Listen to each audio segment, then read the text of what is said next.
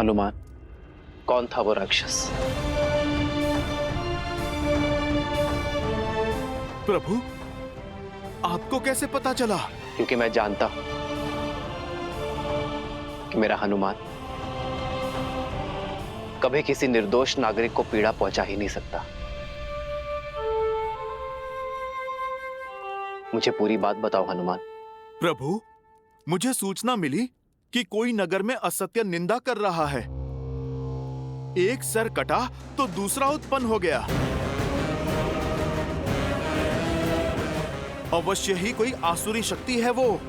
जो विपदा आने वाली है उसके अस्त्र तलवार या भाले नहीं, असत्य, लोकवाद, झूठी निंदा, ये सब उसके अस्त्र हैं। महर्षि पराशर का कथन उचित था। यह असुरी माया अवश्य ही किसी घोर संकट का कारण बनेगी।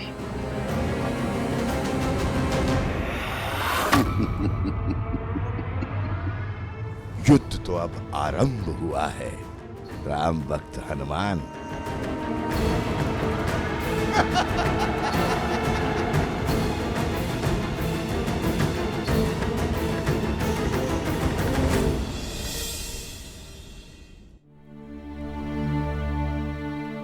एक सर कटा तो दूसरा उत्पन्न हो गया।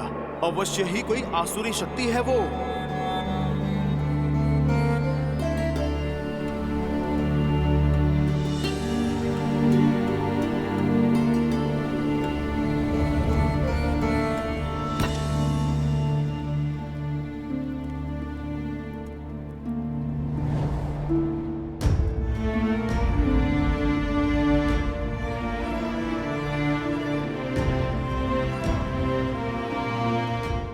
सब ठीक है ना आर्य?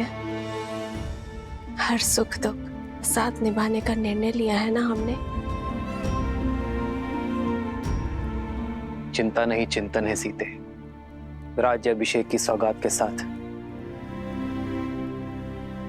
राज्य का दायित्व जो मिला,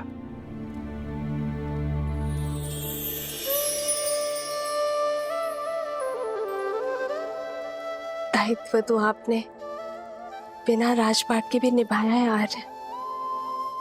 संसार के हित के लिए संघर्ष किया। जो रावण के नाम की समस्या को समूल निस्तरण कर सकते हैं, वो मेरे राम अयोध्या को भी तार देंगे। वैसे आर्य, भोजन करने से चिंतन करने की शक्ति मिलती है।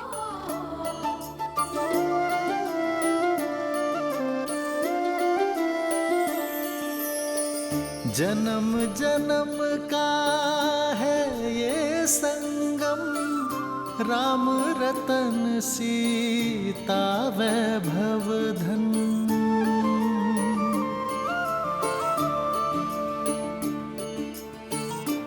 महल में आकर वन को तो नहीं भूली ना? वन का भोजन स्मरण है? राम सिया राम सिया राम सिया राम, राम सिया राम सिया राम। वो स्मृतियां तो मैं आने वाले जन्मों में भी नहीं भूल सकती आर्य। मैं तो पुनः एक बार प्रकृति की ओट में वन के जीवन का आनंद लेना चाहती हूँ। इसमें समस्या है क्या सीते?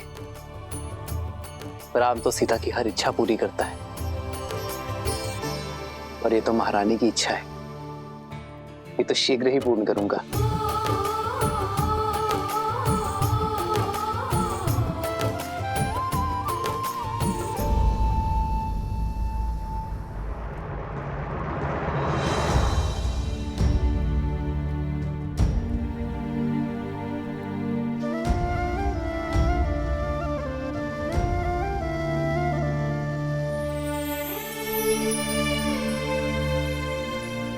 आर्य, सीते, ये केसर भात तो बहुत ही स्वादिष्ट है। ये तुमने बनाया? कैसे? भात भिगोया, थोड़ा कोमल हुआ, फिर दूध में उसे धीमे आंच में पकाया। फिर जैसे ही थोड़ा पका तो उसमें गुड़, केसर और थोड़ी सुगंध डाली और फिर उसमें शुद्ध घी मिलाकर उसे धीमे आंच में। ये थेरी ही तो इस स्वाद का रहस्य है सीते। यदि शीघ्रता में पकाती तो ये भात कच्चा रह जाता, ना सुगंध आती ना स्वाद। जीवन भी यही है सीते, चाहे संबंध हो या समस्या।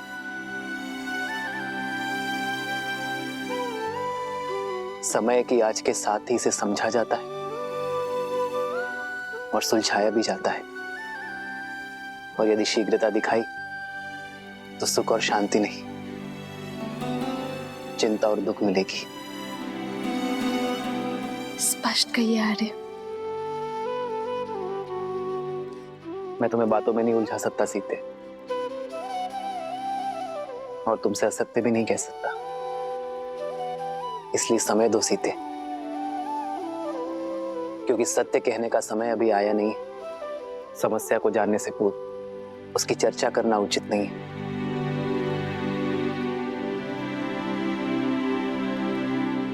तो फिर मैं आपसे वो प्रश्न पूछती हूँ जिसका उत्तर देने में आपको सरलता हो।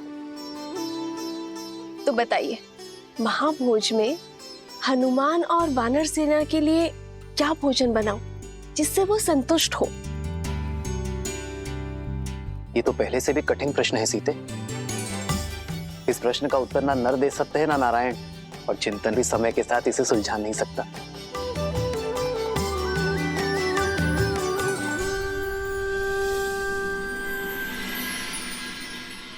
हमें प्रयास करना होगा कि किसी को धन का अभाव ना हो, और इसलिए दान नहीं, जीवन जीने के लिए रोजगार की व्यवस्था करनी होगी। दान व्यक्ति को अशक्त बनाता है, पर कार्य व्यक्ति को सक्षम बनाता है। सरयू पर बांध की व्यवस्था से अयोध्या वासियों को रोजगार भी मिलेगा और अकाल से मुक्ति भी। प्रजा और राज्य दोनों सुजलाम सुफलाम होंगे।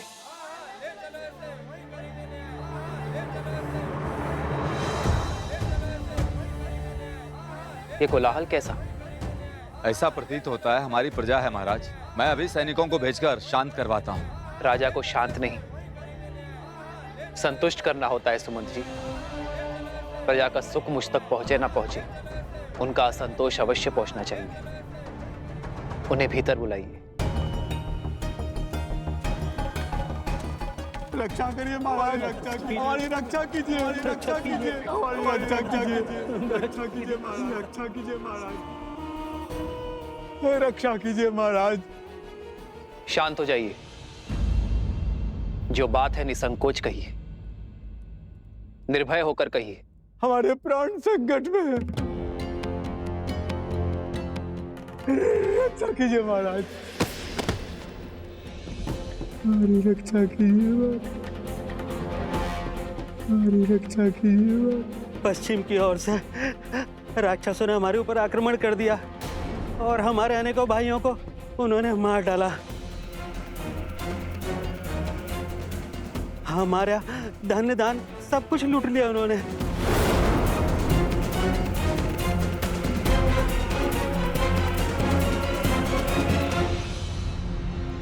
उठिए।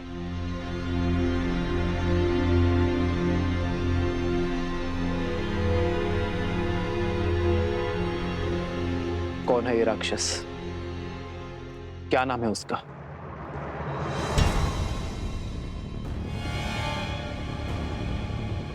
आप मौन क्यों हैं? भैया के प्रश्न का उत्तर दीजिए। उस दुष्ट राक्षस का नाम तो नहीं पता राजकुमार। मैं जानती हूँ उसका नाम।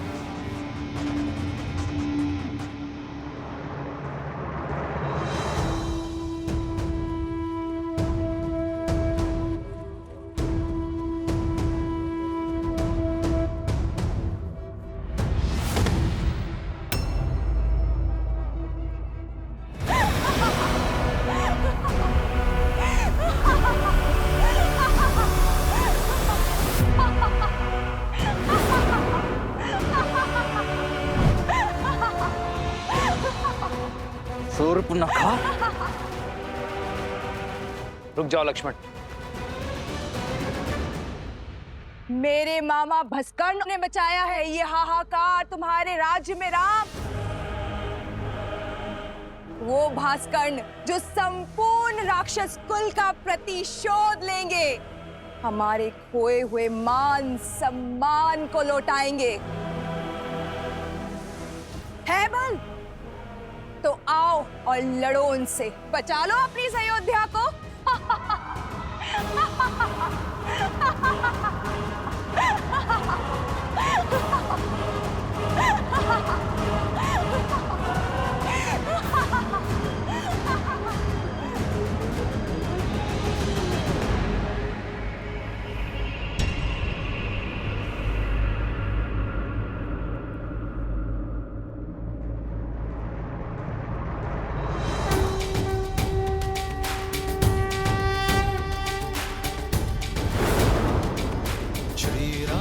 चंद्र कृपालु भजु मन हरण भव भय दारुणम्। श्री राम राम राम श्री राम। अधिक प्रसन्न मत हो तुम। भूल गए कैसे एक ही बाण से तुम्हारे प्राण संकट में ला दिए थे मेरे भाई ने। भूल गए मेरे भाई अहिरावण ने तुम दोनों भाइयों को कैसे बंदी बनाया था पाताल में। भूल तो तुम गई हो शूर्पणखा, कैसे एक ही प्रहार से अपने कान और नाक दोनों खो बैठी थी तुम। अभी स्मरण करता हूं। नहीं लक्ष्मण, अधर्म चाहे जितनी शक्ति बटोर ले, वो धर्म की धरा पर पग नहीं रख सकता। ये शूर्पणखा नहीं, केवल उसकी माया है जिसका लक्ष्य है भय फैलाना। शूर्पणखा केवल संदेश देने आई है, उसे अपना कर्म करने दो, धर्म निभाने दो। अधिक समय शेष नहीं है तुम्हारे पास राम, जो करना है कर लो। हर क्षण के साथ तुम्हारी इस प्रजा को हम राक्षस बना देंगे।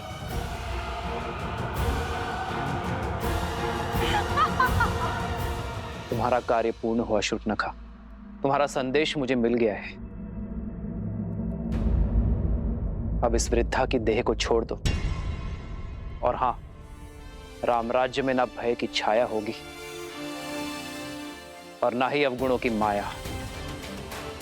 जाकर कह देना भास्कर्ण से, मैं स्वयं अपनी सेना लेकर आऊंगा, और यदि उसके छल में बल है तो वो मेरे निर्दोष अयोध्या वासियों को और हानि नहीं पहुंचाएगा।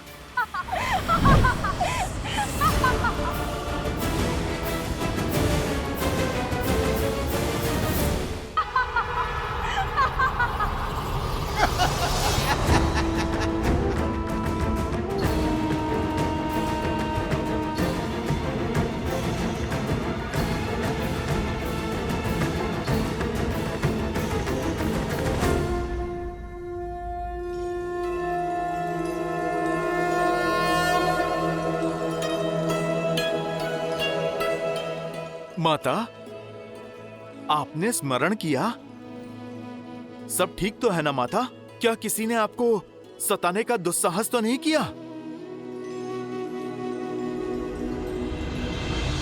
जिसका इतना सचेत पुत्र हो, ऐसा शूरवीर पति हो और इतने सामर्थ्यवान देवर हो, उसे कष्ट पहुंचाने का साहस कौन कर सकता है भला?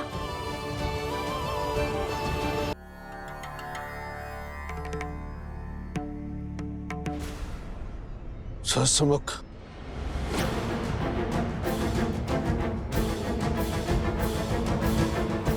आपका आभास उचित था श्री राम। भास्कर्ण वो आसुरी शक्ति नहीं है जिसकी चिंता हमें घेरे हुई थी। आपकी चिंता का विषय सहस्त्रमुख रावण था। हाँ ऋषिवर, समझ रहा हूं कि उसकी काली छाया प्रवेश कर चुकी है। ये वो असुरी शक्ति है जो बाहर से नहीं भीतर से प्रहार करती है। लोक अपवाद और असंतोष उसके अस्त्र है। हमें अयोध्या को सहस्त्रमुख रावण के इन अस्त्रों से बचाने की आवश्यकता है।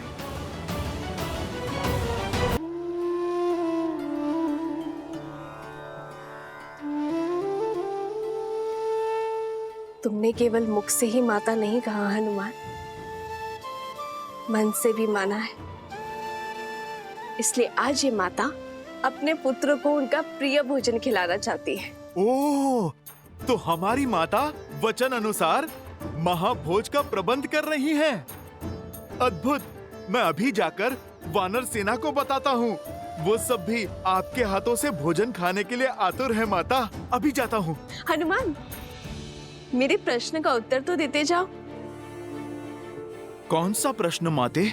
यही कि तुम्हारे और तुम्हारी वानर सेना के लिए ऐसा क्या भोजन बनाऊं जिससे तुम्हारा पेट भी भर जाए और मन भी। माता, ये तो बहुत कठिन प्रश्न है। वो क्या है ना, वानरों को भोजन तो बहुत प्रिय होता है, और यदि आपके इन हाथों से मिले वो तो अमृत है। अद्भुत। माता, मैं एक काम करता हूँ। मैं अभी अपनी वानर सेना से पूछ कर आता हूँ। वो क्या है ना, इसका उत्तर तो मेरे पास भी नहीं है। जो दायक फल चारे,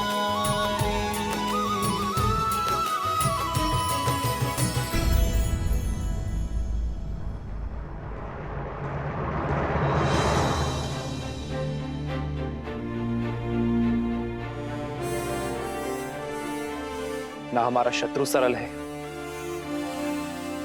और ना ही उससे ये युद्ध सरल होगा। इस युद्ध को जीतने के लिए बल से अधिक बुद्धि का प्रयोग करना होगा। शत्रु की शक्ति का भान हमें लेना होगा। किंतु महाराज, हम शस्त्र से लड़ सकते हैं, माया से नहीं। मुझे आज्ञा दीजिए भैया। वन में आने को मायावियों को धराशायी करने का अनुभव है मुझे। इन्हें भी परास्त करने का कोई ना कोई मार्ग अवश्य ढूंढ ही लूंगा मैं। लक्ष्मण, वन में आए संकट और प्रजा में छाए आतंक में अंतर होता है। सर्वप्रथम हमें इस बात का ध्यान रखना होगा कि हमारी प्रजा आतंकित ना हो।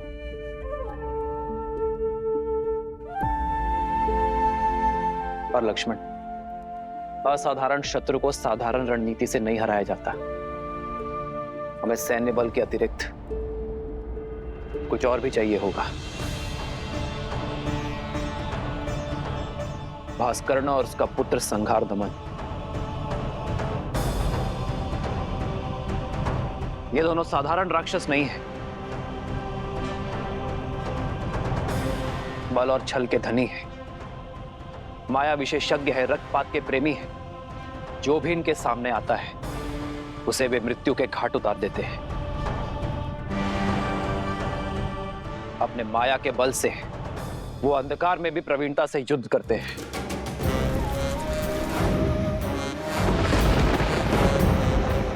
ब्रह्मदेव के वरदान अनुसार भास्करण को न धरती पर मारा जा सकता है, न जल में और न ही आकाश में। भास्करण का पुत्र संघार दमन, जिसमें सहस्त्रों बैलों का बल है, जिसके सानिध्य में आठों दिशाएं, सागर का बवंडर और चक्रवात है।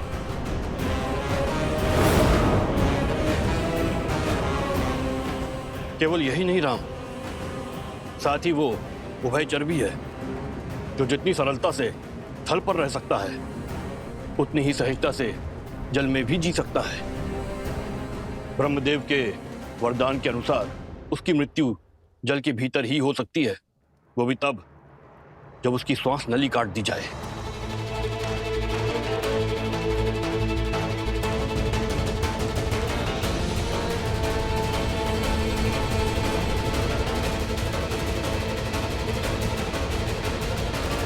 मित्र, वानर सेना सज्ज है। इस युद्ध में भी हम आपका साथ देने का सौभाग्य पाएंगे। हाँ प्रभु, इस धर्म युद्ध में हम आपके साथ हैं। आप बस आदेश दीजिए। यह आदेश का नहीं, विदा देने का समय है मित्र। मेरी वानर सेना वनवास में राम और लक्ष्मण की ढाल बनी, किंतु अब ये युद्ध केवल अयोध्या का है। आप सब अतिथि हैं। अपने परिवार के साथ महाभोज का आनंद लीजिए और आनंद होकर किष्किंधा लौटिए। वहां स्वराज्य की स्थापना करना ही आपका उद्देश्य है मित्र। यह युद्ध अयोध्या के राजा राम का है और इसे लड़ने का दायित्व मेरा है।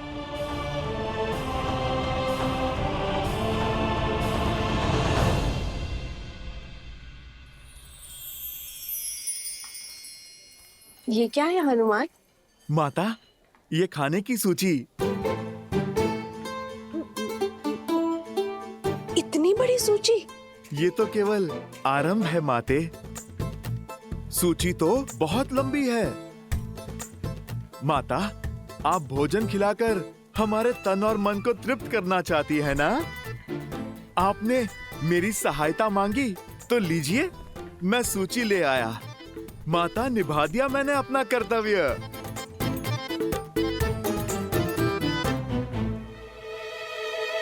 अब तो आप प्रसन्न है ना? हाँ, प्रसन्न हूँ। उर्मिला, चलो शीघ्र अतिशीघ्र भोजन बनाना आरंभ करते हैं।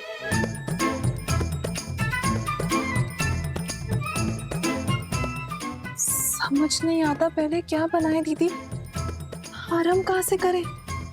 ना ही इस दुविधा का अंत दिखाई दे रहा और ना ही इस सूची का। आप इतनी सारी चीजें कैसे बनाओगे? वचन से बंधी हूं ना, पीछे नहीं हटूंगी। चलो।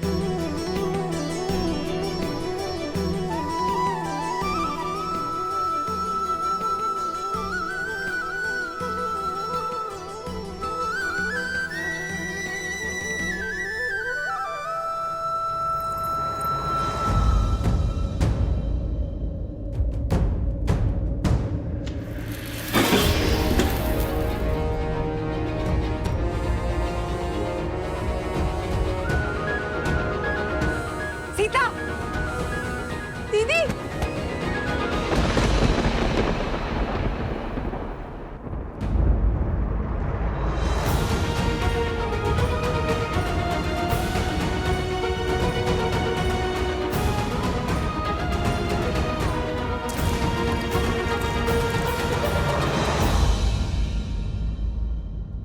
यदि हमें शत्रु के बल का पूरा ज्ञान हो जाए तो समझो ये युद्ध हमने आधा जीत लिया है।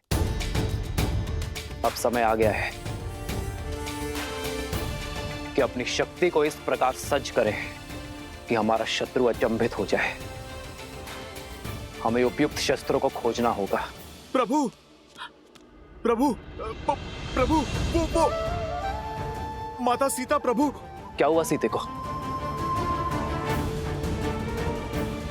क्या हुआ सीता को? बोलो हनुमान।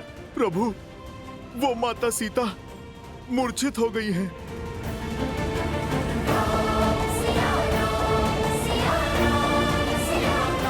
सीते,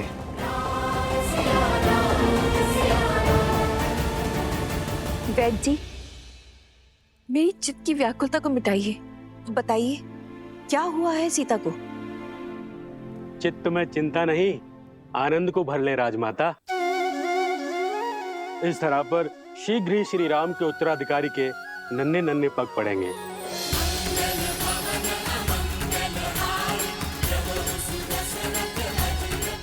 महारानी सीता रघुकुल का वंशज लाने वाली हैं।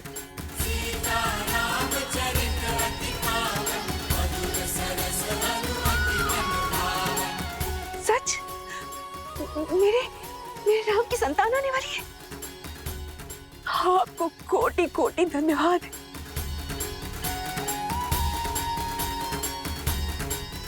जाओ, राज आंगन का कोना कोना सजा दूंगी।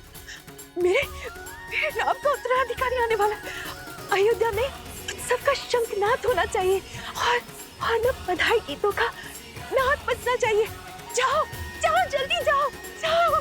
मेरे राम का पुत्र आने वाला है।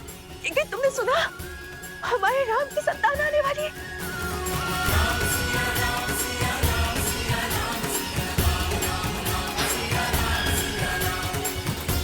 सुनो सुनो सुनो, शुभ समाचार है। महारानी सीता माँ बनने वाली है। महारानी सीता माँ बनने वाली है।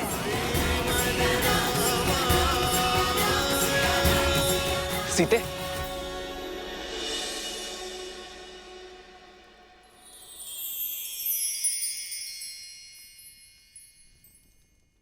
सीते क्या?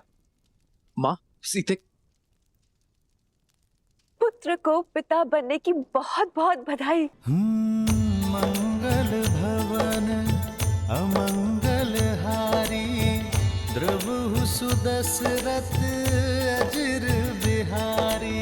राम सिया राम जय जय राम।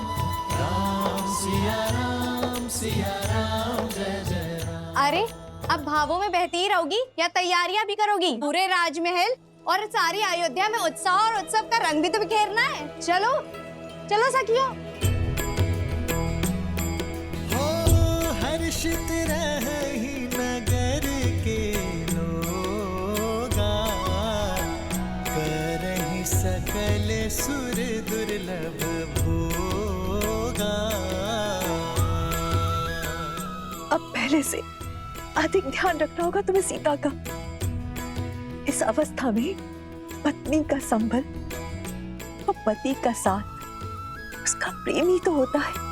अहनिसि विधि मनावत रही, श्री रघुबीर चरण रति चाही। चलिए दीदी, अब पत्नी पति को समझाएगी उसे क्या सुविधाएं चाहिए। राम सिया राम सिया राम सिया राम। राम सिया राम सिया राम।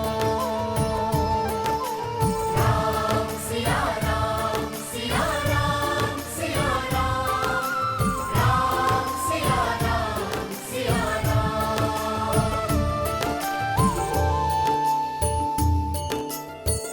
जन्म जन्म का है ये संगम, राम रतन सीता वैभव धन।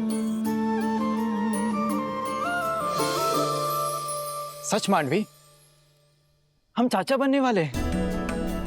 भरत भैया, हम चाचा बनने वाले हैं। हाँ लक्ष्मण, अब आएगा आनंद। अब अपने भतीजे के साथ मैं संसार भ्रमण पर निकलूंगा। नहीं नहीं नहीं, वो तुम्हारे साथ रहेगा ना तो विवाद करना सीख जाएगा।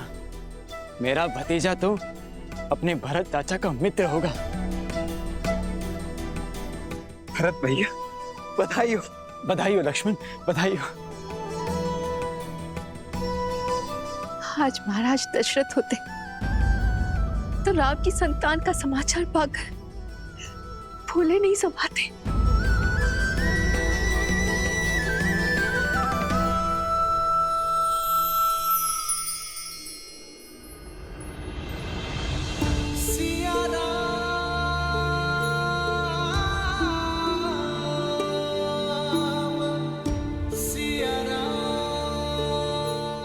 आपका मौन मुझे व्यथित कर रहा है।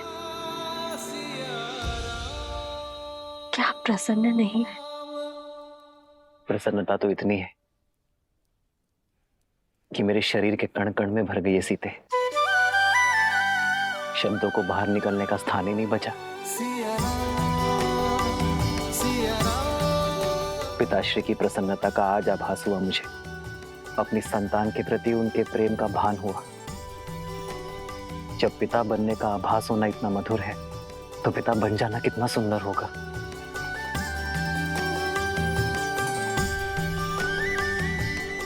जीवन में सदा मेरा साथ और समर्पण दिया है तुमने सीते, किंतु आज उससे बड़ा उपहार देने के लिए तुम्हारा धन्यवाद। रघुकुल का कुलदीपक आने को है, ऐसे में महारानी का आहार विशेष और विशिष्ट होना चाहिए। राजमाता प्रणाम। मैया ने संसार का सबसे बड़ा सुख दिया है प्रभु को। आप उनसे कहिएगा अब वानर सेना भोज का 2 गुना आनंद उठाएगी। पुत्र तो माता की व्यथा समझ गया, किंतु क्या व्याकुल वानर सेना समझ पाएगी? सीता रसोई घर में नहीं जा सकती, 3 मास तक कोई श्रम नहीं कर पाएगी। होने वाली संतान के लिए माता का विश्राम करना अति आवश्यक है। भोजन अब वो पुण्यवासन संस्कार के पश्चात ही बना पाएगी। माता, ये तो शुभ है। कुमार और प्रभु श्री राम का भोज एक साथ हो जाएगा और आप वानर सेना की चिंता ना कीजिए। हम वानर तन से चाहे कितने भी कठोर हों, मन से उतने ही भोले और कोमल हैं माता। उन्हें तो मैं व्यंजन की और भी लंबी सूची बनाने में उलझा दूंगा माता। माता, प्रभु श्री राम के पुत्र के लिए उनके भक्तों को ये प्रतीक्षा भी स्वीकार है।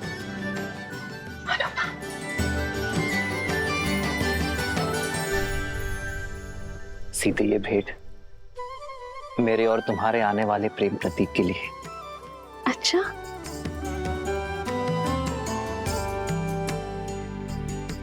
संसार में आने से पहले ही इसने आपका प्रेम भी बांट लिया। हाँ, मैंने तो बांटा है, पर कदाचित तुम मां बनने के पश्चात मेरे साथ अन्याय ना कर बैठना। संतान को लेकर स्त्रियां कई बार अपने पति के साथ अन्याय कर बैठती। वो तो है। आइए देखते हैं कि आप इसके लिए क्या लाए हैं।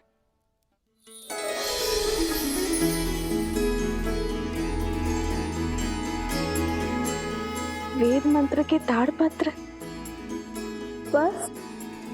हाँ सीते, क्योंकि अपनी होने वाली संतान में धर्म के बीच बोना ही माता पिता का सबसे बड़ा कर्तव्य है। एक स्त्री को तो जीवन भर उपहार में वस्त्र और आभूषण मिलते हैं, किंतु गर्भावस्था में एक स्त्री के लिए उत्तम भोजन और ये पुस्तक ही सर्वश्रेष्ठ उपहार होता है। जागी चेतना केवल गर्भवती को ही नहीं, उसके गर्भ को भी धर्म के साथ जोड़ती है। आज जो संस्कार हम अपनी होने वाली संतान में डालेंगे, वही संस्कार इस समाज और इस संसार को उज्जवल बनाएंगे। सीते, हमारी ये नई यात्रा आज आरंभ हो चुकी है। ये मंत्र और हमारी शिक्षा हमारी होने वाली संतान को उच्च आचरण देंगे। जो धर्म नारी को सर्वोपरि मानता है, उनका सम्मान करना सिखाएंगे। नारी माता, बहन, गृहिणी का सम्मान करना अति आवश्यक है। सीते, उन पर अन्याय और अत्याचार करना महापाप है।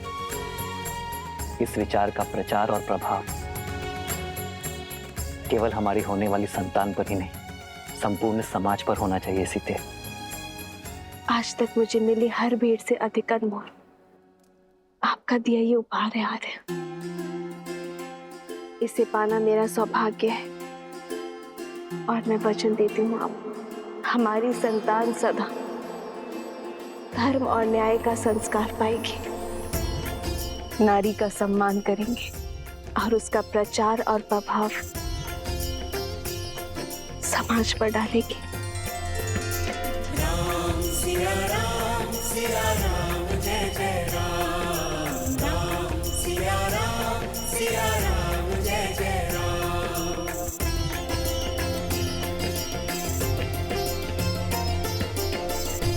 सीते, मेरे इस उपहार के बदले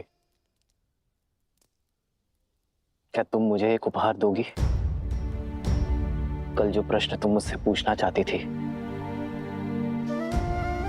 क्या उसका उत्तर सुन पाओगी? समय का खेल तो देखो सीते, जब माता ने हर क्षण मुझे तुम्हारे साथ रहने का आदेश दिया है, तभी मुझे तुम्हें छोड़कर जाना होगा। आप कहाँ जा रहे हैं आर्य?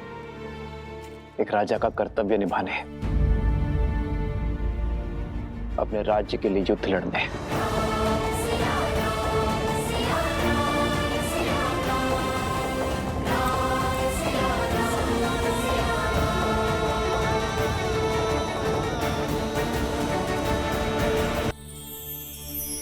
सीते, रावण के मामा भास्कर ने अयोध्या पर आक्रमण कर दिया है। अपनी प्रजा की रक्षा के लिए मुझे अस्त्र उठाना होगा। जिसके पास धर्म और न्याय की ढाल हो, उसे अधर्म का कोई वार नहीं हरा सकता। मुझे विश्वास है कि विजय आपकी ही होगी आर्य। और रही बात हमारे साथ की, तो माता पिता का कर्तव्य संतान को भविष्य के लिए सच करना भी तो है ना। इसे धर्म और न्याय के जीते जागते उदाहरण से आपसे सीखना होगा कि ये राजा रामचंद्र का पुत्र है।